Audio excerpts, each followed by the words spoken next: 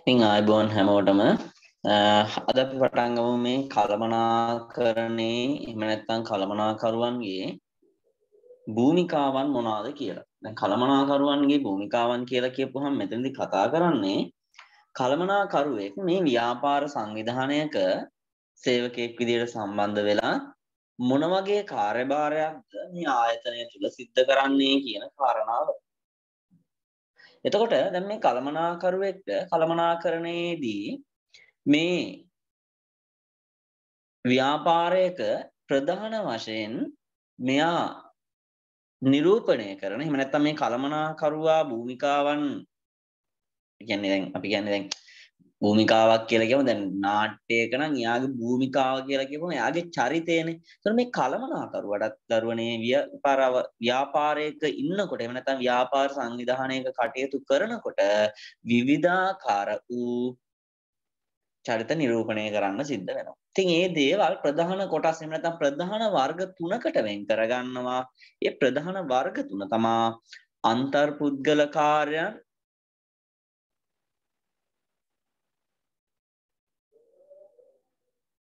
තොරතුරු කාර්යයන්,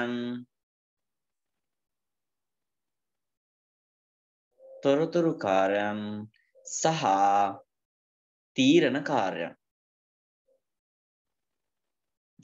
කාර්යයන්. ඉතින් මේ අන්තර්පුද්ගල කාර්යයන් කියලා කියපුවාම දැන් මේ අන්තර්පුද්ගල කාර්යයන් කියලා කියන්නේ නිකන් අන්තර්පුද්ගල කියලා කියපුවාම මේ පුද්ගලයෝ අතර තියෙන සම්බන්ධතාවයකටනේ. ඔන්න ඔයගේ අදහසක් තමයි මේ අන්තර්පුද්ගල කාර්යයන් කියලා කියපුවාම තියෙන්නේ. එතකොට මේ යටතේ මේ කළමනාකරුවා ව්‍යාපාර සංවිධානයේ ඇතුලේ ඉන්නකොට මෙයාට භූමිකාවන් කිහිපයක් තියෙනවා. එකක් තමයි මෙයා නාම මාත්‍ර විධායකයෙකු ලෙස කටයුතු කරනවා. විධායකයෙකු. දැන් ඔයාලා දන්නවා විධායකය කියන වචනේ අහපුවාම මේ විධායකය කියලා කියන්නේ අසීමිත බලතල ප්‍රමාණයක්. එහෙම නැත්නම් යම් බලතල ප්‍රමාණයක් තියෙන තීරණ ගන්න පුළුවන් සැලසුම් සකස් කරන එහෙම නැත්නම් දැන් අපේ රටේ විධායකය ගන්නකො අපේ රටේ විධායකය කියලා කියන්නේ ජනාධිපතිනේ නේද? එතකොට එයාට තියෙන බලතල ප්‍රමාණයක් තියෙනවානේ. දැන් ආයතනයක කළමනාකරුවටත් මේ නාම මාත්‍ර විධායකයෙකු ලෙස පිනී සිටීමේ හැකියාව තියෙනවා ආයතනය තුල. හොඳ මේ පිනී සිටින එක යාගේක භූමිකාවක්. ඊළඟට මෙයාට සිද්ධ වෙනවා නායකයෙකුගේ කාර්යභාරයත්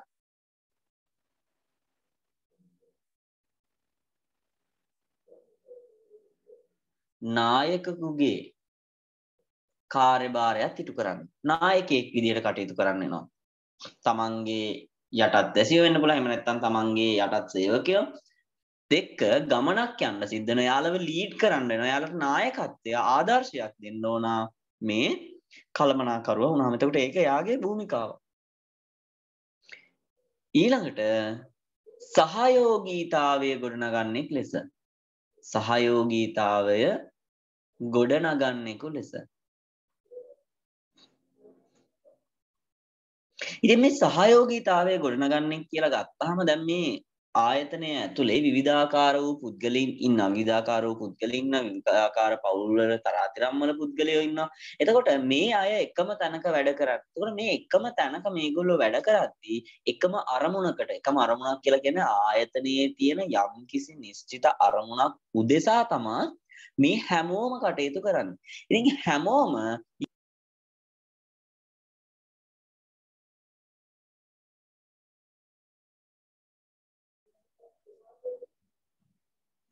ඉතින් සහයෝගීතාවය ගොඩනගන්නෙක් විදිහට මේ ආයතනයේ තියෙන අරමුණු මුදුන් පමුණවා ගන්න එහෙම නැත්නම් අරමුණ ඉටු කරගන්න සේවකයෝ එකට එකතු කරගෙන සහයෝගීතාවෙන් මේ වැඩේ කරගෙන යනවා. එතකොට මේ සේවකයින් අතර සහයෝගීතාවය ගොඩනගන්නේ විදිහට කළමනාකාරයට නැත්නම් කළමනාකරුට මේ ආයතනය තුළ භූමිකාවක් තියෙනවා ඉටු කරන්න. ඉතින් ඊළඟට මේ තොරතුරු කාර්යයන් කියලා කියපුවම දරුවනේ ඔය වගේම තොරතුරු කාර්යනුත් කිහිපයක් තියෙනවා. එකක් තමයි නියමුවෙකුගේ කාර්ය.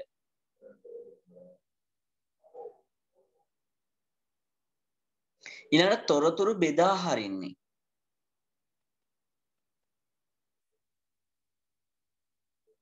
ඊට පස්සේ නියෝජිතයෙකු විදිහට. නියෝජිතයෙකු ලෙස. හරි. නියමුවෙකු විදිහට. මේ නායකයා ගැන නෙමෙයි නියමුවෙක් කියලා කියන්නේ. හරිද? තොරතුරු පදනම් කරගෙන මෙයාට සිද්ධ වෙනවා මේ ආයතනය මෙහෙයවන්න නියමුවෙක් විදිහට කටයුතු කරන්න. ඊළඟට මෙයාට සිද්ධ වෙනවා තොරතුරු බෙදා හරින්න. තොරතුරු බෙදා හරිනවා කියලා කියපුවාම දැන් මධ්‍යම මට්ටමේ කළමනාකරුවෙක් නම් තමා ගාව තියෙන තොරතුරු ඉහළ මට්ටමට දෙන්න වෙනවා. පහළ මට්ටමට දෙන්න වෙනවා. පහළ මට්ටමේ කළමනාකරුවෙක් නම් මධ්‍යම මට්ටමට ඊට පස්සේ ඉහළ මට්ටමට ඊළඟට එයාගෙන් පහළ ඉන්න සේවකයොත් එක මේ තොරතුරු හුවමාරු කරගන්න. තොරතුරු බෙදා හරින්නේ. ඉහළ කළමනාකරණයත් එහෙමයි. තමන්ගේ පහළ ඉන්න කළමනාකරුවන් සමග සේවකයන් සමග යාගාව තියෙන තොරතුරු ව්‍යාපාරික තොරතුරු ටික බෙදා හරින්න ඕන. හොඳද? මොකද ඉහළ කළමනාකරණයෙන් ගන්න තීරණයක් පහළ ඉන්න සේවකයෝ දැනගන්නේ මේ තොරතුරු බෙදා හැරුණාමනේ. නැත්තම් දන්නේ නැහැ. ඊළඟට තමා දරුවනේ නියෝජිතයෙක් විදියට සේවකය නියෝජනය දැන් ආයතනයක සේවකයෝ 1000ක් විතර ඉන්නවා නම් ওই 1000ටම ආයතනයේ තියෙන টොප් මැනේජ්මන්ට් එක කියන්නේ ඉහළ කළමනාකරුවන් මුණ ගැහෙන්න බෑනේ නේද? ඒකට මේ තමන්ගේ නියෝජිතයෙක් විදිහට තමන් ඉන්න මේ කළමනාකරුව තෝරගෙන තමන්ගේ ප්‍රශ්න කියලා ඉහළ කළමනාකරුවා විතර යවන්න පුළුවන් නියෝජිතයෙක් විදිහට. ඊළඟට ආයතනය නියෝජනය කරන බාහිර පාර්ශවයන්ට තොරතුරු ලබා දෙන්න ඕන නම් ආයතනයේ නියෝජනය කරන පුද්ගලයෙක් විදිහට ඉදිරිපත් වෙන්න පුළුවන්. මම හේමාස් එකේ මම කළමනාකරුවා. මම යුනිලිවර් එකේ කළමනාකරුවා. ඔන්න නියෝජිතයෙක් විදිහට එළියට එන්නේ. හරි. ඊළඟ තීරණකාරයන්. තීරණකාරයන් කියලා කියපුවාම මෙයාගේ භූමිකාවන් කිහිපයක් තියෙනවා. එකක් ව්‍යවසායකයෙකු විදිහට. ව්‍යවසායකයෙකු ලෙස. ආරවල් සමනය කරන්නෙක් විදියට. ආරවුල් සමනය කරන්නෙක් විදියට. සම්පත් බෙදා හරින්නෙක් විදියට. සම්පත් බෙදා හරින්නෙකු ලෙස. ඊළඟට කතිකා කරන්නෙකු ලෙස. හරි. මේ බලන්නකෝ. ව්‍යවසායකයෙක් විදිහට තීරණ ගද්දී මේ අපි දන්නවා ව්‍යාපාරයේ සක සම්පත් තියෙනවා වලට මතකද අපි 7M 9M ගාලා කතා කරා මීට කලින් මේ තියෙන සම්පත් යොදාගෙන ව්‍යාපාරයේ තීරණ ගන්න එක ඊළඟට මේ පරිශ්‍රණ හා සංවර්ධන තුලින් සංවර්ධන නව්‍යතා බිහි කරන එක මේ කළමනාකරුවෙකුගේ කාර්යයක්. ඒකයි මේ කියන්නේ ව්‍යවසායකයෙක් විදිහටත් මෙන්න ව්‍යාපාරය ඇතුලේ කළමනාකරුවෙට භූමිකාවක් තියෙනවා. ඊළඟට මේ ආරවුල් සමනය කරන්න එක විදියට. දැන් ආරවුල් කියන එක ආයතනයක් අභ්‍යන්තරයේ ඇති වෙන්නත් පුළුවන් දරුවනේ. ආයතනයෙන් පිට ඇතුළෙන් සිද්ධ වෙන්නත් පුළුවන්. ඒකට මේ ආයතනයක මේ ආරවුල් තියනවා කියන එක ඒ තරම් නෙමෙයි කොහොමත්ම සුදුසු දෙයක් නෙමේ ව්‍යාපාර සංවිධානයේ. ඉතින් මේ ආරවුල් කියන එක සේවකයින් අතර ඇති වෙන්න පුළුවන් සේවකයින් කළමනාකරුවන් අතර ඇති වෙන්න පුළුවන් ඊළඟට ආයතනයේ සහ බාහිර ගනුදෙනුකරුවන් සැපයුම්කරුවන් අතර වෙන්න පුළුවන් මේ ආරවුල් ඇති වෙන්න පුළුවන්. මොකද සේවකයෝ ගනුදෙනුකරුවෝ සැපයුම්කරුවෝ මේ අය කියන ව්‍යාපාරයකට හරි සංවේදී දේවල්. හරි මේ අය නැතුව ව්‍යාපාර සංවිධානයක් ඉදිරියට කරගෙන යන්න බෑ. ඒතර මේ අය අතර මේ ගොඩ නැගින එහෙම නැත්නම් ඇතිවන ආරවුල් සමනය කරන්න කර්මනාකරුවෙක්ට මැදිහත් වෙන්න සිද්ධ වෙනවා. එතකොට ඒකත් එයාගේ මුල්කමක් විදිහට තීරණය වෙනවා. ඊළඟට මේ සම්පත් බෙදා හරින්නෙක් විදියට දැන් සම්පත් බෙදා හරින්නෙක් කියලා කිව්වම ආයතනයක් ඇතුළේ තියෙන මේ සීමිත සම්පත් මේ ආයතනයේ තියෙන ඩිපාර්ට්මන්ට් ඒ කියන්නේ දෙපාර්තමේන්තු වලට එහෙම නැත්නම් ආයතනයේ විවිධ අංශ අතර බෙදා දීමට අදාළව තීරණ ගන්නේ කළමනාකරුවා. මූල්‍ය අංශයට ව්‍යාපාරයේ තියෙන සම්පත් වලින් කොච්චර ප්‍රමාණයක් දෙනවද? අලෙවි අංශයට මොනතරම් ප්‍රමාණයක් දුන්නා. දැන් අත්‍තරම කියනවා දැන් හිතන්නකෝ අලෙවිකරණය කියන දෙපාර්තමේන්තුවට ව්‍යාපාරය තුල කැබින් එකක් නැහැ. කියන්නේ කාර්යාලයක් නැහැ. මොකද කරන්නේ? මෙතන තියෙන මූල්‍ය අංශයම කොටසක් අලෙවි කළමනාකරණ අංශයට දෙනවා. මොන සම්පත් බෙදා හරින්න තීරණය කළා. හරි. ඒ වගේ තමයි පුතේ මේ ව්‍යාපාරයේ තියෙන අමුද්‍රව්‍ය වේවා අනෙකුත් ඔය සියලුම දේවල් ශ්‍රමය ඒ සම්පත් නේද? මේ හැම දෙයක්ම බෙදාහරණය ගැන තීරණය කරන්න කළමනාකරුවන්. ඊළඟට කතිකා කරන්නෙක් විදිහට. දැන් මේ කතිකා කරන්නේ කියලා කියන්නේ තීරණ ගත්තාම මේ තීරණ ගන්නකොට මේ වගේ හරිය වැරද්ද එහෙම නැත්නම් මේ වගේ සිද්ධ වෙන්න පුළුවන් තව මොනවාද වැඩි දියුණුවින් මේකට එකතු වෙන්න ඕන දේවල් මොනවාද මේකෙන් අඩු වෙන්න ඕන දේවල් මොනවාද කියලා කළමනාකරුවන්ට පුළුවන් තමන්ගේ සෙසු කළමනාකරුවන් වගේම තම ආයතනයේ ඉන්න සේවකයෝ සමගත් මේ ගැන සාකච්ඡා කරන්න. අපි මෙහෙම තීරණයක් ගන්න යනවා. මේකේ තියෙන හොඳ නරක මොනවාද? තව මේකට ඇඩ් වෙන්න ඕන දේවල් අලුතෙන් එකතු වෙන්න ඕන දේවල් මොනවාද? ඒ විදිහට කළමනාකරුවන්ට පුළුවන් මේ ඉන්න අයත් එක්ක කතා බහ කරලා මේ දේවල් කරන. ඉතින් ඒක එයාගේ භූමිකාවක්. ඉතින් ඔන්න අපි කතා කරා මේ කළමනාකරුවන්ගේ භූමිකාවන්. ඒ යටතේ භූමිකාවන් අපි 10ක් ඉගෙන ගත්තා. එහෙම නැත්නම් කතා කරුවා ඒ 10 අපි වෙන් කරනවා ප්‍රධාන කාර්යයන් 3කට. අන්තර්පුද්ගල කාර්යයන්, තොරතුරු කාර්යයන් සහ තීරණ කාර්යයන් කියලා කාර්යයන් 3කට වර්ගීකරණය කර ගන්නවා මේ 10. ඊළඟට මේ කළමනාකරුවෙක් සතුව තියෙන්න ඕන තව ප්‍රධාන අවශ්‍යතා දේවල් ටිකක් අපි කතා කරන්න යනවා. ප්‍රධාන අවශ්‍යතා කියලා කියන්නේ ඇත්තටම කළමනාකරුවෙක් කියන එක්කෙනා හොඳ කළමනාකරුවෙක් වෙන්න. දැන් අපි හැමෝටම කියන්නේ කළමනාකරන ක්‍රියාවලියට සම්බන්ධ වෙලා ඒ කටයුතු කළමනාකරන කාර්යයන් ටික ඉටු කරනවා නම් අපි යාට කියනවනේ කළමනාකරුවෙක් කියලා. ඉතින් මේ සෑම කළමනාකරුවෙක්ම පුතේ හොඳ කළමනාකරුවෙක් වෙන්නේ නැහැ. හරිද? හොඳ කළමනාකරුවෙක් වෙන්න නම් හොඳ කළමනාකරුවා මෙන්න මේ හොඳ කළමනාකරුවෙක් වෙන්න නම් කළමනාකරුවෙක් සතුව තියෙන්න ඕන දරුවනේ දැනුම කුසලතා සහ ආකල්ප. දැනුම කුසලතා සහ ආකල්ප. එතකොට මෙන්න මේ කියන කරුණු ටික තියෙනවා නම් අපේ අරමුණු සඵලදායීව ඉටු කරගන්න පුළුවන්. සඵලදායීව ඉටු කර ගැනීමේ හැකියාවක් තියෙනවා කළමනාකරුවෙකුට. හරිද?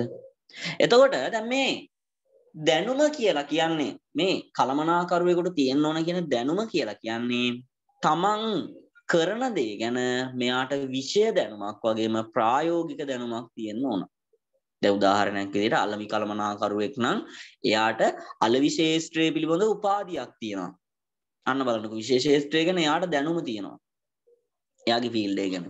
ඒ වගේම එයාට අවුරුදු 20ක විතර පළපුරුද්දක් තියෙනවා. ප්‍රායෝගිකව මෙයාට මේ දේ පුළුවන්.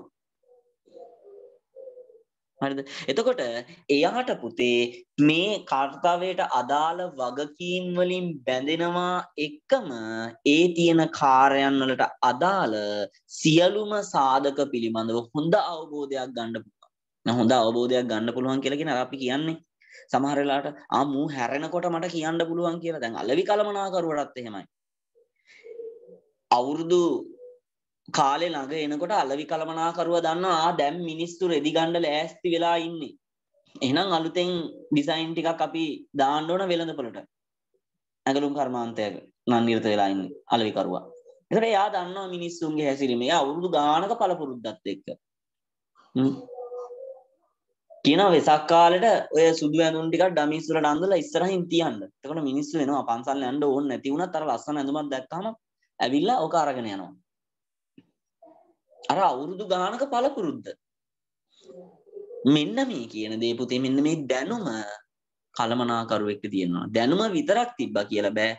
කුසලතාවයක් තියෙන්න ඕන. හරිද?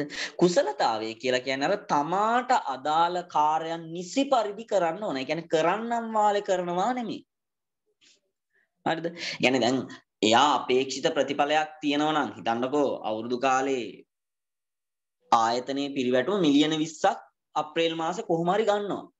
එතකොට මෙන්න මේ කියන කාර්යය මෙන්න මේ ටාස්ක් එක කොහොම හරි කළමනාකරුවා විසින් ළඟා කරගන්න ඕන. ඒ අදාළ කාර්ය ළඟා කරන එක තමයි කුසලතාවය කියන්නේ. හරිද? අපේක්ෂිත ප්‍රතිඵලය ළඟා කර ගැනීම සඳහා කළමනාකරුවට එහෙම නැත්නම් කළමනාකරුවා තමාට අදාළ කාර්යයන් ටික නිසි පරිදි ඉටු කරනවා කියන එකයි මේ කුසලතාවය කියලා කියන්නේ. හරිද? එතකොට මේ ආකල්ප කියලා කියපුවම අපි ඇටිටියුඩ් කියලා කියනවා නේ. ආකල්පයන්. මේ ආකල්පයන් කියන්නේ සරලම අදහස තමයි ළමයි අර අපි කොයි විලෙත් කියන්නේ මට පුළුවන් කියලා කියන්න කියලා. කියන්නේ පොසිටිව් තින්කින්. ධනාත්මක චින්තනය. හරි. එතකොට මේ යම් කිසි කාර්යයක් ඉටු කරන්න ඒ කාර්යය ඉටු කරන විදිය සහ ඒක ඉටු කරන්න තමන්ට පුළුවන් කියලා තමා සතුව තියෙන විශ්වාසයට අපි කියනවා ආකල්පයක් කියලා. හරිද? මොකද දන්නවද? දැන් කලමනාකරුවෙක් කියලා ගත්තහම අපි කියනවා මෙයා නායකයෙක් කියලා. ඒතකොට මේ කලමනාකරුවව තමා ආදර්ශයට ගන්න අනිකුත් සේවකයෝ. ඒතකොට කලමනාකරුවා ඔය වැඩේ ලබා දීලා තියෙන වැඩේ කොච්චර අමාරු වුණත් තමාට ලොකු පීඩනයක් තිබ්බත් එයා ඒක පෙන්වන්නේ නැහැ පිටතට. එහෙම පෙන්වන්නේ නැතුව සතුටින් hina වෙලා අපි මේක කරමු අපිට මේක කරන්න පුළුවන් කියලා එයාගේ යටත් පිරිසට ඒ කියන්නේ අනිකුත් කලමනාකරුවන් ඒවා සේවකයන් ඒවා එයාලට ආදර්ශයක් වෙමින් තමා මේ තමන්ගේ ආකල්ප මත පදනම් වෙලා මේ වැඩ කොටහ ඉෂ්ට කරන්න යන්නේ. ඒ කියන්නේ ඒ තැනට අදාළව ඒ අවස්ථාවට අදාළව ධනාත්මක සිතුවිලි වලින් සම්පූර්ණ වෙනවා කියන එකයි මේ ආකල්ප වලින් කියන්නේ. ඉතින් මෙන්න මේ හොඳ කලමනාකරුවෙක් වෙන්න දරුවනේ මේ දැනුම කුසලතා ආකල්ප කියන එක අනිවාර්යයෙන්ම කලමනාකරුවෙක් සතුව තියෙන්න ඕන. හොඳද? එතකොට දැන් මේ කලමනාකරුවෙක් සතුව දැන් අපි මේ කතා කරන්නේ හොඳ කලමනාකරුවෙක් වෙන්න. ඉතින් දැන් කලමනාකරුවා කියලා කියපුවාම හැමෝම කලමනාකරුව වෙනවා. හොඳ කලමනාකරුවෙක් වෙන්න නම් මේ කටයුතු සඵලදායීව ඉටු කරගන්න දැනුම කුසලතා සහ ආකල්ප කියන දේවල් කලමනාකරුවෙක් සතුව තියෙන්න ඕන. හරිද? දැන් අපේක්ෂිත ප්‍රතිඵලය අපේක්ෂිත ආකාරයෙන් ලබා ගන්න කුසලතාවයන් තියෙන්න ඕනනේ. මේ තියෙන්න ඕන කුසලතාවයන් ගැන කතා කරද්දී දරුවනේ කලමනාකරුවෙක් සතුව තියෙන්න ඕන කුසලතාවයන් ප්‍රධාන කොටස් තුනකට අපි කතා කරනවා. හරිද? ඒ කියන්නේ දැන් කුසලතා කියලා දැන් කලමනාකරුවෙක් ළමයි එදිනෙදා ව්‍යාපාර කටයුතු කරද්දී මේ ව්‍යාපාර සංවිධානයක් ඇතුලේ එයාට සංකීර්ණ කාර්යයක් කරන්න තියෙනවනේ. ඒ කියන්නේ සංකීර්ණ භූමිකාවක් එයා ඉටු කරනවනේ. එතකොට මේ සංකීර්ණ භූමිකාවේදී අපි කියනවා මේ දේ ඒ කියන්නේ සංකීර්ණ භූමිකාවක් රඟපානකොට එහෙම නැත්නම් මේ කටයුතු කරනකොට කාර්යයන් කරනකොට මෙයාට සිද්ධ වෙනවා. එහෙම නැත්නම් මෙයා සතුව තියෙන්න ඕන කලමනාකරන කුසලතා. කලමනාකරන කුසලතා. හරිද? රොබර්ට් කර්ට්ස් කියන විද්‍යාඥයාට අනුව එහෙම නැත්නම් ගුරුවරයාට අනුව එයා කියනවා කලමනාකරණේ කුසලතා වර්ග 3ක් තියෙනවා කියලා. කලමනාකරණේ කුසලතා වර්ග 3ක් තියෙනවා. එකක් තාක්ෂණික කුසලතා. තාක්ෂණික කුසලතා. ඊළඟට මානව කුසලතා. ඊට පස්සේ සංකල්පනාත්මක කුසලතා.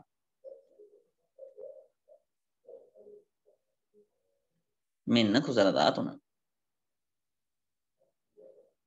හරිද? දැන් මේ තාක්ෂණික කුසලතා කියලා කියපුවම දරුවනේ කියන්නේ දැන් යම් කිසි කාර්යයක් ඉටු කරන්න කලමනාකරුවට තියෙන අවශ්‍ය කරන දැනුම හැකියාව තමයි මේ තාක්ෂණික කුසලතාවයක් කියන්නේ. දැන් හිතන්නකෝ යන්ත්‍රයක් එක්ක වැඩ කරනවා කියලා. හරිද? මහන මැෂින් එකක් එක්ක වැඩ කරනවා. මහන මැෂින් එකේ දැන් මෙහි පහළ කලමනාකරුවෙක් තමයි මේ ඉන්නේ. ඒකට එයා දැන් අපි කියවන පහළ කලමනාකරුවන් කියලා ගත්තාම සුපරීක්ෂකවරු එහෙම අදාළයි කියලා. දැන් ගාමන්ට් එකක තමයි මේ වැඩේ වෙන්නේ. ගාමන්ට් එකක ලයින් එකක් බාර දීලා තියෙන සුපරීක්ෂකවරයෙක්ට එහෙම නැත්නම් වරියක්ට මැෂින් එක පිළිබඳව සම්පූර්ණ දැනුම එයා සතුව තියෙන්න ඕන. හදිස්සියේ ඕක ඉදි කට්ට කැඩුනොත් ඉදි කට්ට මාරු කර ගැනීම මාරු කිරීමේ හැකියාව ඔහුට හෝ ඇයට තියෙන්න ඕන. හරිද?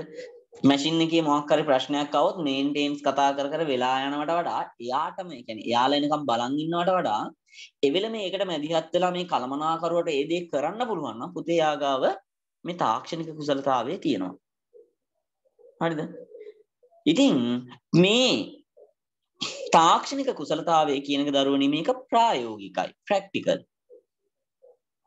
හරිද? මේ ප්‍රායෝගිකයි කියලා කියන්නේ මෙයාට යන්ත්‍ර, තොරතුරු, තාක්ෂණය, ගණිතමය එහෙම නැත්නම් විද්‍යාත්මක කාර්යවල නිතරම යෙදෙන්න සිද්ධ වෙනවා. නිතරම යෙදෙන්න සිද්ධ වෙනවා කියලා කියන්නේ ඇත්තටම මේ දේ තාක්ෂණික කුසලතාවය කියන එක ගොඩක්ම පහළ මට්ටමේ කළමනාකරුවන්ට තමයි අවශ්‍ය වෙන්නේ. එහෙම කියන්නේ පහළ මට්ටමේ කළමනාකරුව තමා දරුවනේ ඍජුවම, ඒ කියන්නේ සම්පූර්ණයෙන්ම සේවකයොත් එක්ක සම්බන්ධ වෙන්නේ. එතකොට ඔවුන්ට වැඩි තාක්ෂණික දැනුමක් අවශ්‍ය වෙනවා. දැන් හිතන්නකෝ කම්පියුටර් එක වැඩ කර කර ඉන්නවා කියලා. කම්පියුටර් එක කැඩුනා. නැත්නම් ස්ටක් වුණා. එතකොට ඒක විසඳ ගැනීමේ හැකියාවක් තියෙනවා. හරිද? ඔය කියන දේවල් වලට තමයි මේ තාක්ෂණික කුසලතාවයක් කියලා කියන්නේ. ඒකට කළමනාකරුවෙක් ගත්තාම මේ පහළ මට්ටමේ ඉන්න කළමනාකරුවට තියෙන්න ඕන ගාමන්ට් එකක නම් වැඩ කරන්නේ එයාලට ලැබෙන මැටීරියල් ගැන පූර්ණ අවබෝධයක් එයාට තියෙන්න ඕන. දැන් හිතන්නකෝ රෙදි වර්ගයක් තියෙනවා ඒක කතුරෙන්වත් මැෂින් එකෙන්වත් කපන්න බෑ. ඒක හරියට කපන්න බෑ. ඒකට ඔයා දැනගන්න ඕන ඔයා පහළ මට්ටමේ ඉන්න කළමනාකරුවෙක් නම් මේ මිනිස්සු මේ කියද්දි මේක සර් මෙහෙම කරන්න බෑ. එහෙම නැත්නම් අයියේ වෙන්න පුළුවන්, අක්කේ වෙන්න පුළුවන් මේක කරන්න බෑ කියලා කියපම ඔයා කියනවා මේක මෙහෙමයි හිතලා බලන්න ඕන. විද්‍යාත්මක ක්‍රමවේදයක් ඔයා එතනට ගේන්න ඕන. ඔය රෙද්ද අපත යන්නේ නැති වෙන්න, එහෙම නැත්නම් ඔයා මුද්‍රව්‍ය අපත යන්නේ නැති වෙන්න කොහොමද මේක කපාගන්නේ? ඒ තාක්ෂණික දැනුම ඔයා සතුව තියෙන්න ඕන. ඕකයි මේ තාක්ෂණික කුසලතාවයක් කියලා කියන්නේ. ඊළඟට මානව කුසලතා. දැන් මානව කුසලතා කියලා කියපුවාම ළමයි මේ මිනිස්සුත් එක්ක කටයුතු කිරීමේ හැකියාව. හරිද? දැන් ආයතනයක කළමනාකරුවෙක් වෙච්චාම කළමනාකරුවට මම කියන්නේ සෑම කළමනාකරුවෙක් ඉහළ මධ්‍යම පහළ මේ සෑම කළමනාකරුවෙක්ටම පුද්ගලයින් එක ගනුදෙනු කරන්න සිද්ධ වෙනවා. මිනිස්සුත් එක්ක ගනුදෙනු කරන්න සිද්ධ වෙනවා. ඒක ආයතනයේ අභ්‍යන්තර වේවා ආයතනයේ බාහිර වේවා මෙයාලට කටයුතු කරන්න සිද්ධ වෙනවා. එතකොට මේ කටයුතු කරනකොට මේ කළමනාකරුවන්ට සිද්ධ වෙනවා හොඳ සංනිවේදනයක් ගොඩනගා ගන්න පුද්ගලයෝ අතර. හරිද?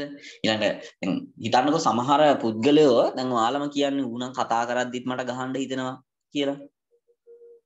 එහෙම තියෙන. ඒතකොට මේ හොඳ සංනිවේදන හැකියාවක්වත් මිනිස්සුත් එක්ක ගනුදෙනු කිරීමේ හැකියාවක් නැහැ. සමහරුන්ට ඉන්නවා ප්‍රශ්නයක් කතා කරලා විසඳ ගන්න බෑ තරහ යනවා. එතන මානව කුසලතාවය තියෙනවද? නැහැ. එතන මානව කුසලතාවයක් නැහැ. මේ මිනිස්සුත් එක්ක හොඳින් කතා බහ කරලා දෙයක් කරගන්න පුළුවන් වෙන්න ඕන. දැන් ඔයා හිතන්නකෝ සේවකයෝ ඉන්නවා මේ මිනිස්සුන්ට ගහලා බැනලා නේද? වරෙන් ඵලයන් අරක කරහම් මේක කරහම් කියලා වැඩක් කරගන්න පුළුවන්ද? බෑ නේද? දැන් උදේට දැන් ඉස්කෝලේ නිකන් බලන්නකෝ උදේට ප්‍රින්සිපල් අපිව අභිප්‍රේරණය කරන්න නේ අපිව මොටිවේට් කරන්න අපිව දිරි ගන්නවන්න උදේ කතා කරනවානේ. ඔබ මෙහෙම කරන්න, මෙයාර එහෙම කරන්න, මෙහෙම ජීවිතේ ජය ගන්න කියලා කියනවානේ. සේවකින්ටත් එහෙමයි දරුවනේ. සේවකයින්වත් පොළඹවන්න ඕන. සේවකයින්වත් අභිප්‍රේරණය කරන්න ඕන. ඒ සඳහා කළමනාකරුවන් මේ මානව කුසලතා කියන එක තියෙන්න ඕන. ඊළඟ මිනිස්සුන්ව අවබෝධ කරගන්න. හරිද? මානව කුසලතාවයන් වැදගත්. හරි. ඉතින් දරුවනේ මේ තාක්ෂණය කියන දේ මොනතරම් භාවිතා කළත් අනිවාර්යයෙන්ම කළමනාකරුවෙක් සතුව මානව කුසලතාවය කියන එක තියෙන්නටම ඕන. සෑම කළමනාකරුවෙක්ටම එය අත්‍යවශ්‍යයි. සංකල්පනාත්මක කුසලතා. දැන් මේ සංකල්පනාත්මක කුසලතා කියලා කියපුවාම ඔයාලා දන්නවා මේ ගොඩක් වෙලාවට මේ සංකල්පනාත්මක කුසලතාවය කියන එක වැඩියෙන්ම වැදගත් වෙන්නේ ගොඩක් වැදගත් වෙන්නේ මේ අපේ ඉහළ කළමනාකරණයට. දැන් ඉහළ කළමනාකරණය තමා දරුවනේ සමස්ත ආයතනය පිළිබඳවම සම්බන්ධීකරණයක් සිද්ධ කරන්න. හරිද?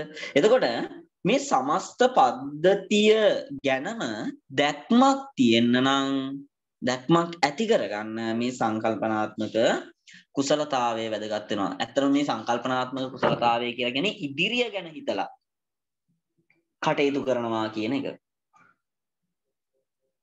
හරිද? ඒකට මේ ආයතනයක දැන් ඉහළ කළමනාකරණයේ දරුවනේ ව්‍යාපාරයක සියලුම කටයුතු වලට වගකීම දරන්නේ.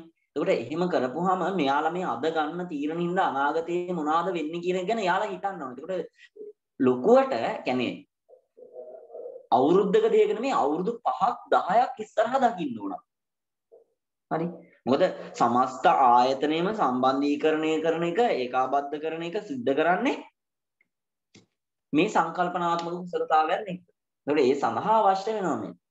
ඉතින් මේක මේ මධ්‍යම මට්ටමේ පහළ මට්ටමේ කළමනාකරුවන්ටත් වඩා අවශ්‍ය වෙන්නේ අපේ ඉහළ මට්ටමේ කළමනාකරුවන්ට. හරි. එතකොට මේ අපේ අවශ්‍යතා දූරාවලියත් එක්ක අවශ්‍යතා දූරාවලිය නෙමෙයි කළමනාකරන දූරාවලියත් එක්ක බලන්න මතකයි ඉහළ කළමනාකරණය මධ්‍යම මට්ටමේ කළමනාකරණය සහ පහළ මට්ටමේ කළමනාකරණය කියලා අපි කතා කරා. හරි. එතකොට මේ කළමනාකරන මට්ටම් වලට මේ කුසලතාවයන් කොහොමද තියෙන්න ඕන කියන එක පොඩි රූප සටහනකින් අපිට ඕක අවබෝධ කරගන්න පුළුවන්. පුංචි රූප සටහනකින්.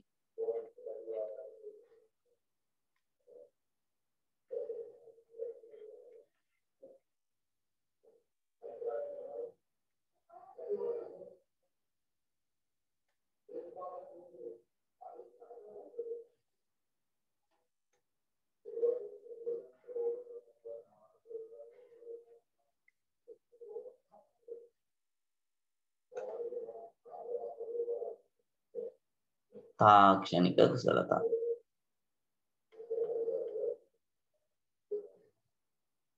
මානව කුසලතා. සංකල්පනාත්මක කුසලතා.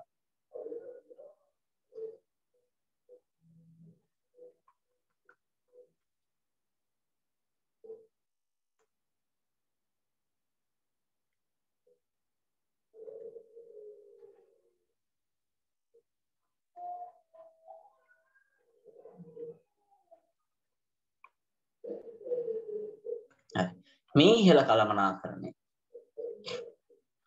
ඉහළ කළමනාකරණය. දැන් ඉහළ කළමනාකරුවන්ට මේ බලන්න ඉහළ කළමනාකරුවන්ට තාක්ෂණික කුසලතා ඒ තරම් ඕනේ නෑ මේ තියෙන්නේ. මානව කුසලතා මානව කුසලතා ගොඩක් ඕන. සංකල්පනාත්මක කුසලතාවයත් ගොඩාක් ඕන. හරි. ඊට පස්සේ මධ්‍යම මට්ටම. මධ්‍යම මට්ටම ගත්තාම තාක්ෂණික කුසලතාවය එයාලට අර ඉහළ කළමනාකරුවන්ට වඩා ඕන. මානව කුසලතාවය කියන එක ඉහළ කළමනාකරණය හා සමානවම ඕන. සංකල්පනාත්මක කුසලතාවය කියන එක ඉහළ කළමනාකරණයට වඩා ටිකක් අඩු වෙනුයි ඕන. ඊළඟට බලන්නකො මේ පහළ මට්ටම ගැන. පහළ මට්ටම. නැත්තම් පහළ කළමනාකරුවන් මට්ටම කියන්න ඕනේ.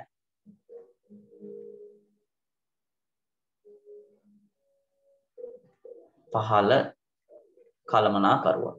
එයාලට තාක්ෂණික කුසලතාවය වැදගත් වෙනවා දරුවනේ අනිත් දෙන්නටම වඩා ඉහළ මට්ටමේ කළමනාකරුව සහ පහළ මධ්‍යම මට්ටමේ කළමනාකරුවන්ට වඩා අවශ්‍ය වෙනවා තාක්ෂණික කුසලතාවය.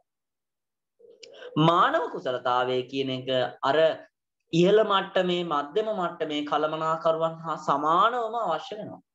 සංකල්පනාත්මක කුසලතාවය කියන එක අර එයාට උඩින් ඉන්න ඉහළ මට්ටම සහ මධ්‍යම මට්ටම කියන මට්ටම් දෙකටම වඩා අඩුවෙන් තමයි අවශ්‍ය වෙන්නේ. එහෙනම් අපිට පැහැදිලි මේ කළමනාකරණේ දූරාවලියක් ගත්තාම කළමනාකරණ කුසලතාවයන් අවශ්‍ය වෙන්නේ කොහොමද කියලා. හරි. දැන් දරුවනේ මේ අපි කතා කරපු මේ සංකල්පනාත්මක කුසලතා, මානව කුසලතා, තාක්ෂණික කුසලතා කියන මෙන්න මේ කුසලතාවයන්ට අමතරව තවත් කුසලතාවයන් කිහිපයක් තියෙනවා මේ කළමනාකරුවන් සතුව තිබිය යුතු. එකක් තමා දරුවනේ ගැටලු නිශ්චය කිරීමේ කුසලතාවය.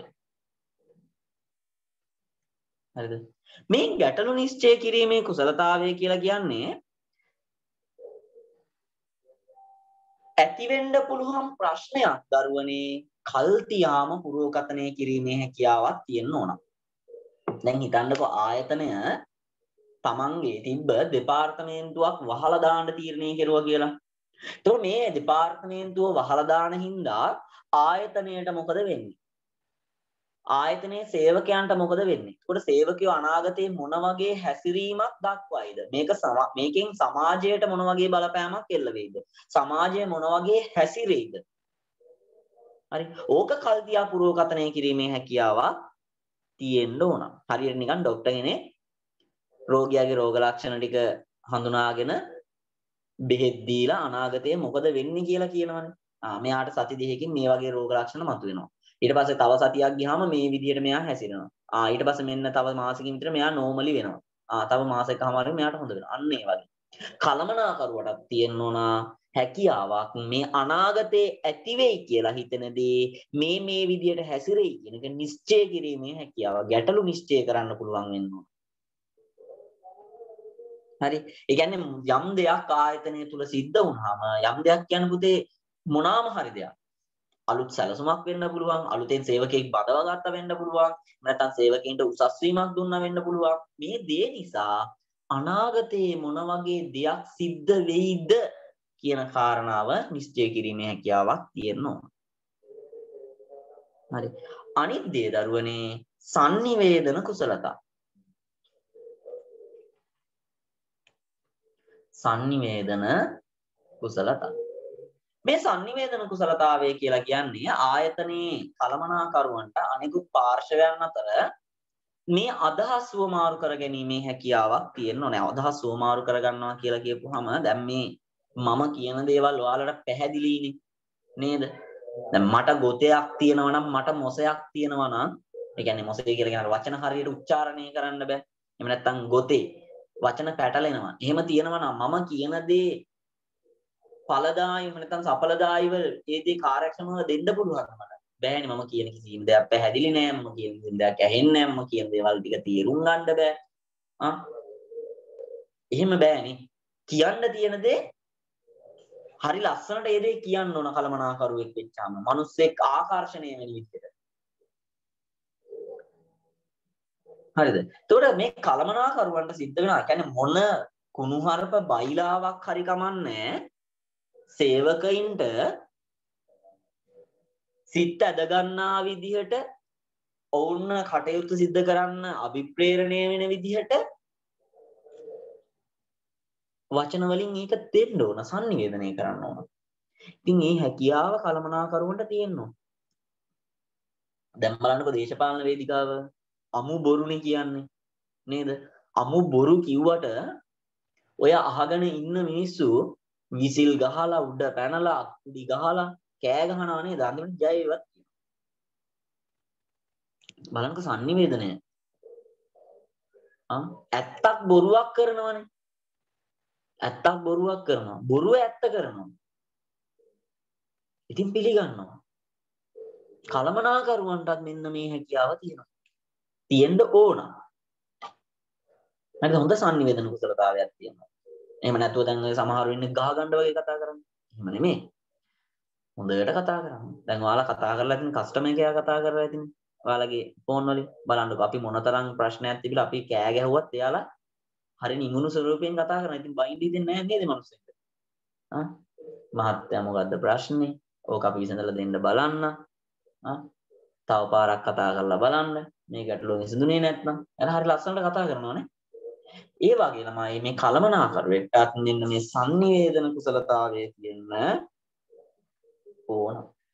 මොකද දැන් ආයතනයක් ඇතුළත ගත්තාම විධිමත් sannivedanය වගේම අවිධිමත් sannivedanය කියන මේ ආකාර දෙකම ක්‍රියාත්මක වෙනවා. දැන් විධිමත් sannivedanය කියලා කියන්නේ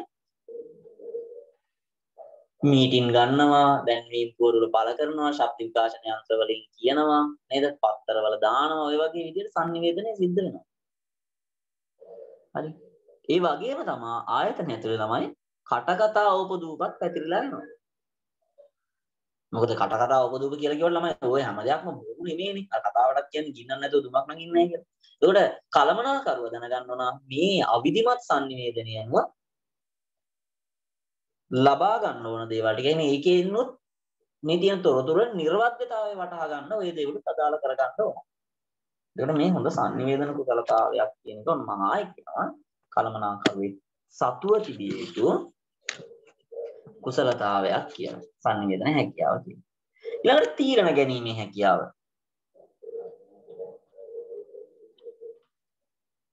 තීරණ ගැනීමේ හැකියාව. කියන තීරණ ගැනීමේ කුසලතාව කියලා.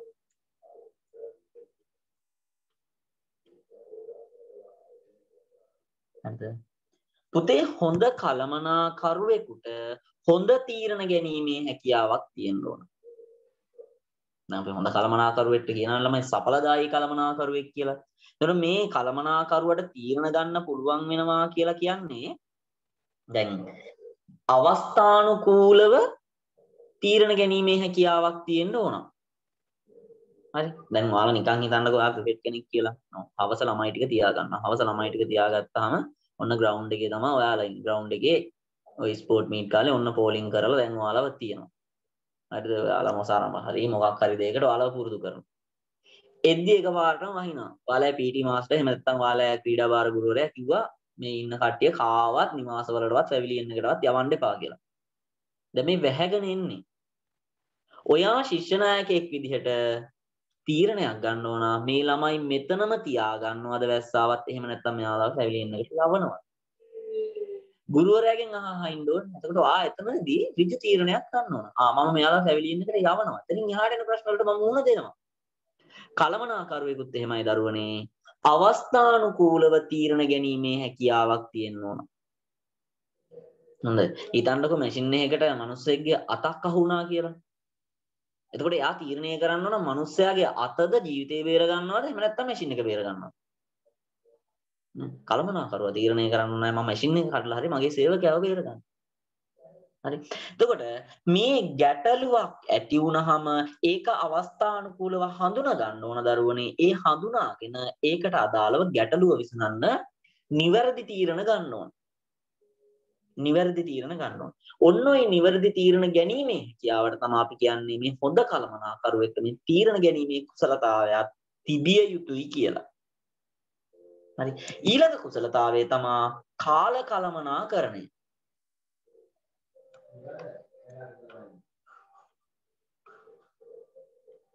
කාල කලමනාකරන කුසලතාවය.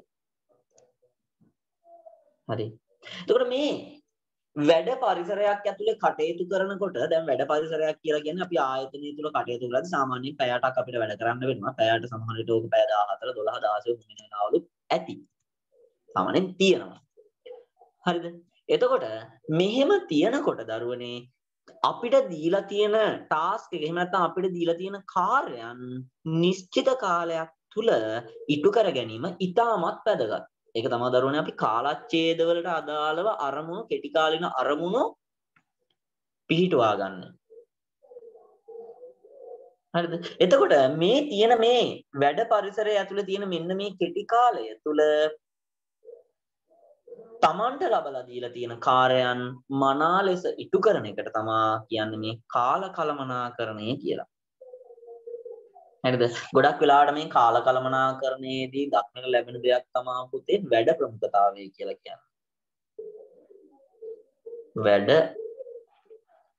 ප්‍රමුඛතාකරණය. හරිද? දැන් මේ වැඩ ප්‍රමුඛතාකරණය කියලා කියපුවාම දැන් හිතන්නකෝ ආයතනයේ වැඩ 4ක් 5ක් තියෙනවා. ව්‍යාපෘතියක් බාර දෙන්න තියෙනවා. සතියකින් ව්‍යාපෘතිය බාර දෙන්න තියෙනවා. සේවකයින්ගේ පඩි හදන්න තියෙනවා. සේවක වැටුප් සකස් කරන්න තියෙනවා. ඊළඟට සේවක නිමාඩු ලිපි වලට අත්සන් කරන්න තියෙනවා. හරිද? ඊළඟට වැඩබිම පරීක්ෂා කරන්න යන්න තියෙනවා. මේ තමයි වැඩ ටික. මෙන්න මේ වැඩ වලින් දැන් මේ වැඩ දවස් ඇතුළත කරන්න ඕනනේ. දරුවනේ පැය 8යි තියෙන්නේ. දවසට පැය 8 තමයි වැඩ කරන්න කියලා අපි උපකල්පනය කරනවා. එතකොට මෙන්න මේ වැඩ 4 ප්‍රමුඛතාවය අනුව අපි ඉඩ 4 වෙන් කරනවා. ලීව් ෆෝම් ටික අස්සම් කරන්න ඕන. පොඩි වැඩක් තියෙනවා. ඒක ඉස්සල්ලාම කරලා දානවා. සේවක වැටුප් ටික හදනවා. සේවක වැටුප් ටික හදනවා. වැඩබිම අද අනිවාර්යෙන් පරීක්ෂා කරන්න ඕන. ඒක ඊළඟට කරනවා. ව්‍යාපෘතියට සතියයි දිනවා. ඒක එහෙනම් පස්සට දාලා අන්තිමටම කරනවා. බලන්න කාල කලමනාකරණය කරගන්න. හරි කාලා නෙමෙයි කාලා කළමනාකරණය. එතකොට සේවකයින්ට කළමනාකරුවන්ට අපි අර කතා කරපු හොඳ කළමනාකරුවෙකු වෙන්න මූලික වශයෙන් තිබිය යුතු අර දැනුම ආකල්ප කුසලතා කියන දේවල් ටික සඵලදායී කළමනාකරුවෙක් වෙන්න තියෙන්න ඕන. මේ සඵලදායී කළමනාකරුවෙකු මේ කුසලතා ඇතුලේ තිබිය යුතු මූලික කුසලතාවයන් තුනක් අපි කතා කරා. මොනවාද? අපි කතා කරුවේ සංකල්පනාත්මක කුසලතා, මානව කුසලතා, තාක්ෂණික කුසලතා කියලා. ඊට අමතරව තව දරුවනේ මොවුන්ට තියෙන්න ඕන ගැටලු නිශ්චය කිරීමේ, sannivedana, තීරණ ගැනීමෙන් සහ කාල කළමනාකරණ කියන මෙන්න මේ කුසලතාවයනොත් කළමනාකරුවෙක් සතුව තිබිය යුතුමයි. තියෙන්න ඕන. ඊට අමතරව ඉතින් දැන් මේ කළමනාකරුවෝ මේ නූතන ව්‍යාපාරික ලෝකයේ කටයුතු කරනකොට දරුවනේ විවිධාකාර වූ අභියෝගයන් වලට මුහුණ දෙනවා. හරිද? එකක් තමයි මෙයාලා මේ තමන්ගේ වැඩවල තියෙන ගුණත්වය පිළිබඳව ඇති වෙලා තියෙන වැදගත්කම. ඒ කියන්නේ වැඩක් කරද්දී ඒක වැඩේ උහි කෙරුවට වැඩක් නැහැ. මොනවා හරි අලුත් දේවල් එකතු කරලා ඒ දේ සිද්ධ කරන්න ඕන. ඒකට මේක කළමනාකරුවෙක්ට තියෙන ගැටලුවක්. සැලසුම් කරන්නේ කියන එක හැමෝම කරනවා. නමුත් ඒක අපි අපේ ආයතනයකට ගැලපෙන විදිහට හිතලා බලලා ඒ දේ කරන්න ඕන. හරිද? ඊළඟට මේ ආර්ථික සේවා සපයන ස්ථානයේ මේ ආර්ථික වර්ධනයේ ඒ කියන්නේ දැන් මොනවාද ආයතනයක වර්ධනය අඩපණ වෙන ආකාරයේ ආර්ථිකයන් දැන් ශ්‍රී ලංකාව තුල තියෙන්නේ. හොඳද? ඒකට මේ தත්ත්වයන් එක්ක කොහොමද ඉස්සරහට ව්‍යාපාර කටයුතු කරගෙන යන්නේ? ඊළඟට තමන්ගේ වෘත්තීය සාර්ථකත්වය කොහොමද ළඟා කරගන්නේ? මේ කියන දේවල් කළමනාකරුවෙක්ට පුතේ අභියෝගයන් විදිහට තමයි අපි සලකන්නේ. ඊළඟට මේ ශ්‍රම බලකායේ පවතින විවිධත්වය දැන් අපි ගත්තාම දැන් අපි ඩිග්‍රී එකක් ගත්තත් ඒ ඩිග්‍රියත් විවිධාකාරයි.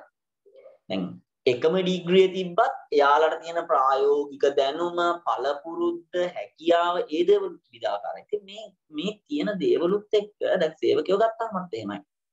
ශ්‍රම බලකාය ඇතුළේ ඉන්න සේවකයෝත් විවිධාකාරයි. සමහරු දන්නවා දැනුම තියන අය ඉන්නවා, සමහරුන්ට දැනුම නැහැ. එයාට මේ හැමෝම එක්කම තමයි ගමනක් යන්නේ. මේවා ප්‍රශ්න, අභියෝග, මෙයා මුහුණ දෙන අභියෝග.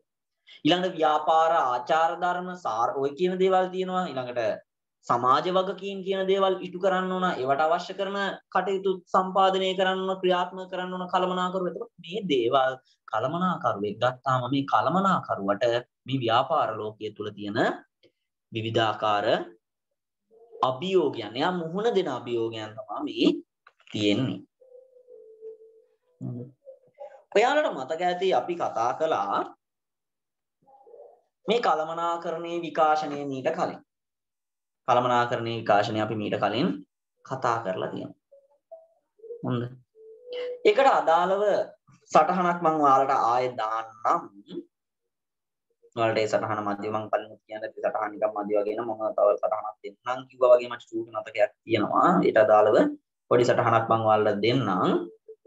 ඒ සටහන් ටික අපි ලියමු. ඒ සටහන අපි අදම ලියමු. ඉතින් මම ඔයාලට අද මේ ජපන් කළමනාකරණ ශෛලිය ගැන පුංචි දේවල් ටිකක් කියන්නම්. ජපන් කළමනාකරණ ශෛලිය. හරිද? මේ ජපන් කළමනාකරණ ශෛලිය ගැන පුතේ අපිට ඉදිරිපත් කරන්නේ විලියම් අවුචිකියේ කියන විද්‍යාඥයා විසින් එහෙම නැත්නම් ගුරුවරයා විසින් රචනා කරපු තියරි සෙට් කියන පොතේ. හරිද? මේ පොත ප්‍රකාශයටපත් කෙරුවා කරලා එළියට දැම්මට පස්සේ තමයි මේ ජපන් කළමනාකරණ ශෛලිය ගැන අවධානයක් ඇති උනේ. කියන්නේ දැන් ඇත්තටම මේ ජපානයේ සංස්කෘතිය මත පදනම් වෙච්ච කළමනාකරණ ශෛලියක් තමයි දරුවනේ මේ ජපන් කළමනාකරණ ශෛලිය කියන්නේ. ඒතකොට මේ ජපන් කළමනාකරණ ශෛලිය එළියට දැම්මට පස්සේ බටහිර ආයතනත් මේ කළමනාකරණ ශෛලිය ගැන උනන්දුවක් දැක්වුවා. හරිද? ඇත්තටම මේ ජපන් කළමනාකරණ ශෛලියේ පදනම උනේ ජපානයේ කළමනාකරණය පිළිබඳ මේ සංස්කෘතිය මත පදනම් වෙලා තමයි මේ කළමනාකරණ ශෛලිය නිර්මාණය වෙලා තියෙන්නේ. හරිද? එතකොට මේ ජපන් කළමනාකරණ ශෛලියේ කියනවා මේ ආයතනයක කළමනාකරණය ගලාගෙන යන්න ඕන ඉහළ ඉඳන් පහළට මේ පහළ ඉඳන් ඉහළට කියලා. කියන්නේ බිම් මට්ටමේ ඉඳන් උඩට තමයි මේ කළමනාකරණය සිද්ධ වෙන්න ඕන. හරිද? මේ මෙහෙම සිද්ධ වුණාම ආයතනයක අඛණ්ඩ වැඩි දියුණු කිරීම, තීරණ ගැනීම, සම්මුතීන් නිවැරදි තොග පද්ධති කොහොමද පවත්වාගෙන යන්නේ මෙන්න මේ කියන දේවල් ගැන මේ ජපන් කළමනාකරණ ශෛලිය තුළ අවධානය යොමු කරනවා. හොඳද? එතකොට මේ ජපන් කළමනාකරණ ශෛලියේදී මේ පුද්ගල නැඹුරුතාවය ඊළඟට මානව සම්පත පිළිබඳව කියන්නේ පුද්ගලයෝ ආයතනයේ තුල ඉන්න මානව සම්පත මේ ගැන වැඩි අවධානයක් යොමු කරලා වැඩි නැඹුරුතාවයක් දක්වලා මේ ප්‍රවේශයේදී මේ තත්ත්ව පාලනයේ නිෂ්පාදනය වගේ කාර්යයන් පිළිබඳව අවධානයක් යොමු කරනවා. දැන් ඔයාලට මතක ඇති අපේ ඔයාලගේ ඉස්කෝලවල ඔයාලා 5S කියලා සංකල්පයක් ක්‍රියාත්මක වෙනවා නේද? මොනවාද? සෙයිරි, සෙයිතෝන්, සෙන්සේ ඔය වගේ තියෙනවා නේද වචන ටික? මට සේරම ටික මතක නැහැ. හරි. ඔයාලා දන්නවනේ පහක් තියෙනවා කියලා 5S කියලා S අකුරු පහ. එතකොට මෙන්න මේ S අකුරු පහ එන්නේ දරුවනේ මේ ජපන් කළමනාකරණ ශෛලියත් එක්කයි. හරි. ජපන් කළමනාකරණ ශෛලියත් එක්ක තමයි අපිට මේක එන්නේ. එතකොට මේකේ මේ ජපන් කළමනාකරණ ශෛලියේදී මේ නාස්තිය අඩු කරලා ඵලදායීතාවය වැඩි දියුණු කරන විදියක් ගැන තමයි දරුවනේ කියන්නේ මේ ජපන් කළමනාකරණ ශෛලිය ඇතුලේ. එතකොට මේ ජපන් කළමනාකරණ ශෛලිය ඇතුලේ මේගොල්ලෝ කියන ප්‍රධාන ක්‍රියාකාරකම් පහක් තියෙනවා. එකක් තමයි මේ අධ්‍යයනය තුල කළමනාකරුවන් පුහුණු කරන්න ඕන. හරි. ඊළඟට විමධ්‍යගත තීරණ ගන්න ඕන. මධ්‍යගත වෙච්ච ඒවා නෙමෙයි විමධ්‍යගත වෙච්ච ඒවා. විමධ්‍යගත වෙනවා කියලා කියන්නේ හැම දිනාටම විහිදුවලා දීලා කියන්නේ තීරණ ගන්න. හරි. එක්කෙනෙක් තීරණ ගන්නෙ නැහැ. එක්කෙනෙක් ගත්ත තීරණ අනිත් අය ක්‍රියාත්මක කරන්නේ නැහැ. ආයතනයේ ඉන්න මේ තීරණ ගැනීම විමධ්‍යගත කරලායි තියෙන්නේ. බෙදා හැරලායි තියෙන්නේ. හරි. ඊළඟට තත්ත්ව පාලන ක්‍රමයන් ක්වොලිටි කන්ට්‍රෝල් කරන ඒවා පුළුල්ව භාවිතා කරලා තියෙනවා. තත්ත්ව පාලනය සඳහා යොදා ගන්න ක්‍රමවේදයන් පුළුල්ව භාවිතා කරන්න ඕන මේ ජපන් කළමනාකරණ තාක්ෂණ ක්‍රමවේදය ඇතුළේ. හරිද? ඊළඟට මිනිස්සු කරන කාර්යයන් එහෙම නැත්නම් මේ සිද්ධ කරන කාර්යයන් වල මෙෂර්මන්ට් ගන්න මිනුම් සකස් කරන්න වැඩි සැලකිල්ලක් දක්වලා තියෙනවා. හරිද? ඒ කියන්නේ ආයතන වල දෙපාර්තමේන්තුවට ඔන්න ලකුණු දෙනවා. පිළිවෙලටම තියෙන මේ දෙපාර්තමේන්තුව ඊළඟට පිළිවෙලට තියෙන මේ දෙපාර්තමේන්තුව වැඩ ඉක්මනින් කරන්නේ මේ දෙපාර්තමේන්තුව ගන්න ලකුණු 10ක් තියෙනවා. ඒ වගේ. ඊළඟට මේ සේවකයෝ අතර සුහද සම්බන්ධතාවයන් නිර්මාණය කරන්න කටයුතු කරනවා. ෆැමිලි ගෙට් ටුගෙදර් එකක් තියෙනවා. හොඳම සේවකයා තෝරනවා. දිනපතා වැඩට එන සේවකයාට සම්මාන දෙනවා. තෑගි දෙනවා. සේවකින්ව විනෝද චාරිකාවක් එක්කගෙන යනවා. ඒ වගේ දේවල් තුලින් දරුවනේ පුළුවන් මේ සේවකයෝ අතර සම්බන්ධතාවයන් ගොඩනගන්න. හරි. එතකොට අපිට පුළුවන් මේ ජපන් කළමනාකරණ ශෛලිය කියන එක බටහිර කළමනාකරණ ශෛලියත් එක්ක පොඩ්ඩක් සංසන්දනය කරන්න. පොඩ්ඩක් සංසන්දනය කරනවා කියලා කියපුවාම දැන් මේ බටහිර කළමනාකරණ ශෛලිය දරුවනේ ධනවාදය ප්‍රමුඛ ඒ කියන්නේ ධනවාදී ලක්ෂණ තමයි මේ බටහිර කළමනාකරණ ශෛලියේ තිබෙන්නේ. දැන් ධනවාදය කියලා කියන්නේ ඔයාලා දන්නවා ඊට. කියන්නේ ධනය මත පදනම් වෙලා ධනය රැස් කරගන්න එක ගැනම තමයි කතා කරන්නේ. ලාභය ගැන කතා කරනවා වගේ දෙයක් මෙතනදී කියන්නේ. හරිද? ජපන් ශෛලිය එහෙම නෙමෙයි. දැන් ධනවාදී ගොඩක් උනේ මිනිස්සුන්ගේ මරව වැඩගත්තු එක වගේ දෙයක් නෙමෙයි. හරි. ජපන් ශෛලිය එහෙම නෙමෙයි උනේ මේකේ පදනම උනේ මිත්‍රත්වය. සහයෝගීතාවය. හරිද? ඉතින් මේ බටහිර සම්ප්‍රදාය ගත්තාම මේගොල්ලෝ ලාභ උපරිම කිරීම තමයි අරමුණු කරගත්තේ. නමුත් ජපන් ශෛලිය එහෙම නෙමෙයි. එයාලා කරේ මේ එකතු කලාගේ වැඩි කිරීම value added කරේ. يعني එකතු කලාගේ කියලා කියන්නේ දැන් ලාභ උපරිම කරනවා කියලා කියපුවාම ළමයි මිලත් එක්ක මිල වැඩි කරලා ලාභ උපයන්න පුළුවන් විකුණුම් වැඩි කරලා ලාභ උපයන්න පුළුවන් එහෙම කරන්න පුළුවන්. මේ වැඩි දියුණු කරනවා කියලා කියන්නේ එකතු කලාගේ වැඩි දියුණු කරනවා කියලා කියන්නේ භාණ්ඩයේ ගුණත්වය වැඩි කරන්න පුළුවන්. භාණ්ඩයට නව්‍යතා එකතු කරන්න පුළුවන්. හරි භාණ්ඩය පිරිසුදුව ඉදිරිපත් කරනවා වෙන්න පුළුවන්. ඔන්න ඔය වගේ වටිනාකම් එකතු කරනවා. දැන් ඇපල් ගෙඩියක් ගත්තාම ඇපල් ගෙඩිය ඔය නිකන් ඔය ඇපල් ගෙඩිය විදිහට පෙට්ටි වල අසුරලා නෙමෙයි එවන්නේ. එක්කෝක ලස්සන පොලිතින් එකක එහෙම නැත්නම් ඔය ඇපල් ගෙඩිය කපලා ලුණු දාලා ගම්මිරිස් දාලා ඒ විදිහට ඉදිරිපත් කරන්න පුළුවන් අර වටිනාකම් එකතු කරනවා. ඒ විදිහට. දැන් ලාභේ විතරක් හොයන්න ඕන නම් ගස් ටිකෙන් ඇපල් කැඩුවා මෙන්න ඇපල් තියනවා කියලා විකුණන්න පුළුවන්. මුකුත් කරන්න නැතුව. ජපාන් ශෛලියේදී කියනවා මේ ජපාන් කළමනාකරන ශෛලියේදී කියනවා මේ ලාභය නෙමේ මේ ආයතනයක එකතු කලාගය වැඩි කිරීමයි අරමුණ කියලා. හරි. ඒකට බටහිර සම්ප්‍රදායික මේ ශෛලියේදී එහෙම නැත්නම් අපි කතා කරන්නේ සාම්ප්‍රදායික ශෛලියේදී සමාගමේ වර්ධනය ගැන තමයි ඔබ අවධානය යොමු කරේ. සමාගමයි වර්ධනය වෙන්න ඕන. නමුත් දරුවනේ ජපාන් ශෛලියේදී කියනවා සමාගම විතරක් නෙමේ සමාගම සමගයි වර්ධනය වෙන්න ඕන. දැන් සමාගම සමග වර්ධනය වෙනවා කියලා කියන්නේ සේවකයන්ගේ වර්ධනය සිද්ධ වෙනකොට සමාගම නිකම්ම වර්ධනය වෙනවා වගේ අදහසක් තමයි මෙතන තියෙන්නේ. සේවකයෝ අභිප්‍රේරණය වෙනකොට සේවකයෝ වැඩ කරන්න පෙළඹ වෙනකොට ආයතනයේ අරමුණු පිටු වෙන. එතකොට ආයතනයත් වර්ධනය වෙනවා. ආයතනයේ කීර්ති නාමයේ වැඩි වෙනකොට ආයතනයත් වර්ධනය. ආයතනයේ වෙළඳපොළ කොටස වැඩි වෙනකොට ආයතනයේ වර්ධනය. ආයතනයේ නිෂ්පාදනය කරන භාණ්ඩවල ගුණත්වය වැඩි වෙනකොට ආයතනයේ වර්ධනය. හරි. ඒකයි මේ ජපාන් ශෛලියෙන් කතා කරන්නේ. ඊළඟට මෙයාලා කාර්යාලයටයි ප්‍රමුඛත්වය දුන්නේ මේ සම්ප්‍රදායික කළමනාකරන ශෛලියේදී. එහෙම නැත්නම් බටහිර ශෛලියේදී මේ කාර්යාලවලට ප්‍රමුඛත්වය ලබා දුන්නත් කාර්යාලය කියන ඔෆිස් එක කියලා කියන්නේ ඔෆිස් එකටයි පරිපාලනයටයි ප්‍රමුඛත්වය දුන්නේ. කළමනාකරුවෝ ටිකට සේවකයෝ ගැන හිතුවේ නැහැ. හරිද? සේවකයන්ගෙන් බල්ලන්ගෙන් වගේ වැඩ ගත්තා. නමුත් ජපාන් ශෛලියේදී එහෙම නෙමේ වැඩපළටයි ප්‍රමුඛත්වය දුන්නේ. ට්‍රිප් එකක් එක්කන් ගියොත් සේවකයෝ ටික එක්කයි යන්නේ. හරිද? කාර්යාලයට ප්‍රමුඛත්වය දෙද්දි ට්‍රිප් එක යද්දි යන්නේ කළමනාකරුවෝ ටික විතරයි. හරිද? කාර්යාලයට එහෙම නැත්නම් වැඩපළට ප්‍රමුඛත්වය දෙනවා කියලා කියපුවාම දරුවනේ කළමනාකරුවොත් සේවකයොත් එක්ක එකට වාඩි වෙලා කෑම ගන්නවා. වෙනසක් පෙන්වන්නේ නැහැ. මෙයාලා මේ ඉන්න අපේ ලේබර්ස්ලා කියලා. එහෙම නැහැ. වැඩපළට ප්‍රමුඛත්වය ලබා දෙනවා. හැමෝම ආහාර ගන්න එකම ආහාර වර්ග. හරි. ඊළඟට මේ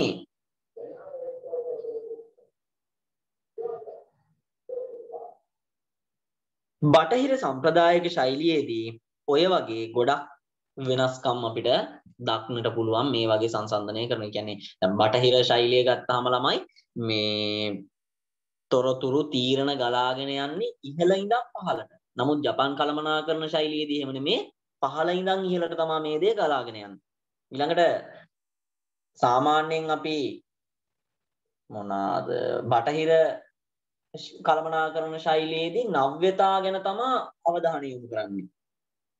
හරිද? ඒ නව්‍යතා ප්‍රවේශය තමයි අපි අනුගමනය කරේ. නමුත් මේ ජපාන් කළමනාකරන ශෛලියේදී එහෙම නෙමේ කයිසෙන් ප්‍රවේශයයි අනුගමනය කරන්නේ. හරිද? දැන් කයිසෙන් කියලා කියන්නේ 5S ඈ. කයිසෙන් කියලා කියන්නේ 5S.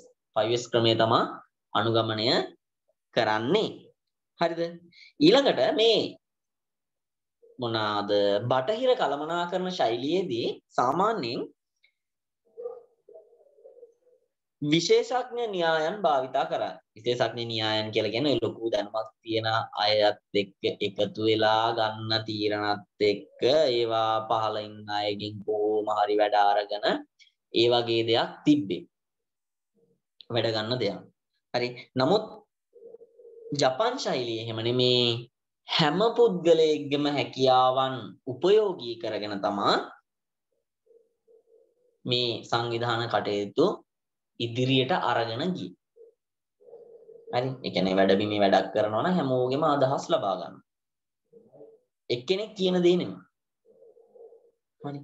දැන් බටහිර තාක්ෂණයේදී දරුවනේ නවීන තාක්ෂණය භාවිතා කරාට මෙන්න මේ ජපන් ශෛලියේදී සරල තාක්ෂණයක් භාවිතා කළේ. මම ඔයාලට කිව්වනේ මේ ජපන් කළමනාකරන ශෛලිය කියලා කියන්නේ ජපානයේ එයාලගේ සංස්කෘතියත් එක්ක බැඳිච්ච දෙයක් කියලා. එතකොට එයාලා සරල තාක්ෂණය තමයි භාවිතා කරන්නේ. ඉතින් මෙන්න මේ විදිහට මේ බටහිර ශෛලිය එහෙම නැත්නම් අපි මේ කතා කරන සාම්ප්‍රදායික ශෛලිය සහ මේ ජපන් ශෛලිය අතර මේ විදිහේ වෙනස්කම් කීපයක් අපිට දැක ගැනීමේ හැකියාවක් තියෙනවා. හොඳද? වෙනස්කම් කීපයක් දැක ගැනීමේ හැකියාවක් තියෙනවා. ඉතින් ඔන්න අපි කතා කරා කළමනාකරුවෙක් සතුව තියෙන්න ඕන දේවල්, හොඳ කළමනාකරුවන් වර්ග, හොඳ කළමනාකරුවෙක් වෙන්න නම් මොන වගේ ලක්ෂණ ගුණාංගද තියෙන්න ඕන. ඊළඟට මේ කළමනාකරුවෙක් සතුව තිබිය යුතු ප්‍රධාන කුසලතා මොනවාද? ඊළඟ මේ කුසලතාවයන් මේ කළමනාකරන මට්ටම් අනුව එයාලට අවශ්‍ය වෙන්නේ මොන විදියටද? මොන ප්‍රමාණයන්ගෙන්ද? ඊළඟට ඊට අමතරව මොනවාද තියෙන්න ඕන කුසලතාවයන්? ඊට පස්සේ මොනවාද මේ කළමනාකරුවෝ මේ ව්‍යාපාර ලෝකයේ තුල මුහුණ දෙන අභියෝග? අවසාන වශයෙන් මම ඔයාලට කියලා දුන්නා මේ ජපන් කළමනාකරන ශෛලිය ගැන. ඉතින් ඊළඟ දවසේ අපි මේ සැලසුම්කරණය කියන පාඩමෙන් මුණ ගැහෙමු. සැලසුම්කරණයේ පාඩම ඊට පස්සේ අපිට ඉගෙන ගන්න තියෙන මේ සැලසුම්කරණය, සංවිධානකරණය, මෙහෙයවීම, පාලනය කියන මෙන්න මේ දේවල් ටික. ඊට පස්සේ අලෙවිකරණය සහ මානව සම්පත් කළමනාකරණය කියන කොටස් දෙක තියෙනවා. එහෙනම් මම අදට ඔයාලගෙන් සමු ගන්නවා. ඔයාලා හැමෝටම ආයිබෝවන්.